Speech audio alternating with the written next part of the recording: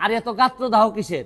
চুন্নু সাহেব, এর চেয়ে বড় বড় সাহেবদের সাথে আমার দেখা হয়েছে। চুন্নু সাহেবের কথায় আমি এমপি হই নাই। মানে প্রধানমন্ত্রী, আমি যুদ্ধ করেছি ভারতের ট্রেনিং থেকে, সশস্ত্রভাবে যুদ্ধ করেছি।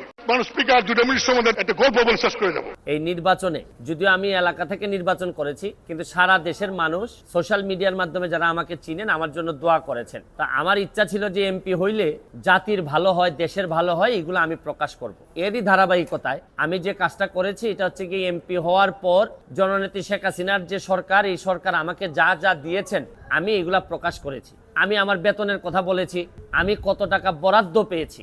আমরা এই সম্পদের কোনো মালিকও না। আর স্বচ্ছতার বিষয়ে আমি বলছি যে এত এত টাকা পেয়েছি। কিন্তু এইটা বিরোধী দলের চিফ হুইপ মুজিবুল হক চুন্নু সাহেব উনি বিচার দিলেন।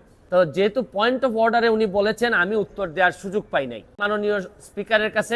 আমার প্রশ্ন হচ্ছে কি, উনি বিরোধিতা করবেন সরকারি দলের, কিন্তু উনি বিরোধিতা শুরু করছেন স্বতন্ত্র প্রার্থীর। এবং কি বিষয়ে বিরোধিতা, উনি তো আরো খুশি হওয়ার কথা যে আমরা আমাদের হিসাব দেওয়া শুরু করছি। আমার জানেন দুঃখ হয়েছে তারাইল করিমগঞ্জের মানুষের জন্য, যাদের কাছ থেকে উনি এমপি হয়ে আসছেন। মাননীয় প্রধানমন্ত্রী জননেত্রী শেখ হাসিনা আমাদের সবাইকে শাড়ি দিয়েছেন এলাকায় বন্টন করার জন্য। এই শাড়ি কি আমি প্রধানমন্ত্রীর উপহার কি আমি বলবো না?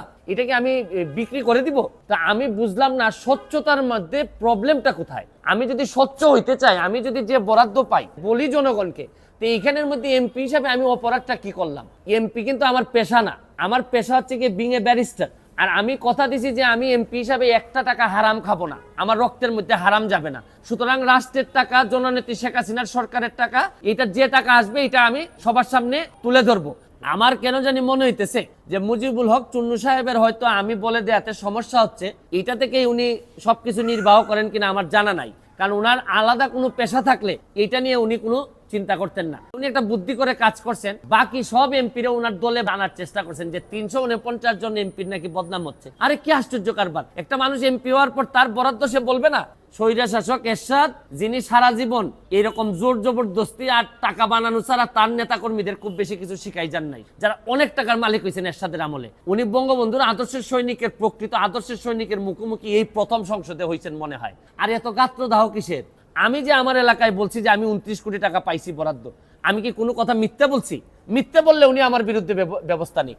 আমি বলতে পারবো না, মানে আমি বরাদ্দ পাইছি এটা আমি বলতে পারবো না আমার এলাকায়, মানে কি আমি কি চুরি করতে চাই? আমারে 25 কোটি টাকা দেওয়া হয়েছে রাস্তা বানানোর জন্য, এটা আমার বরাদ্দ।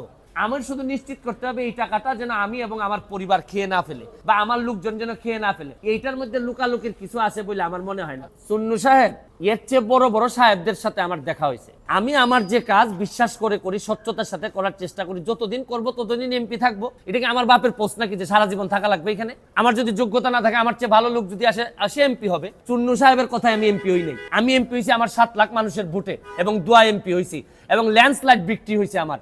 আমি আমার জনগণকে খুশি করার জন্য যা করব তাই করব। আমি এর বাইরে কোনোদিন যাওয়ার প্রশ্নই আসে না।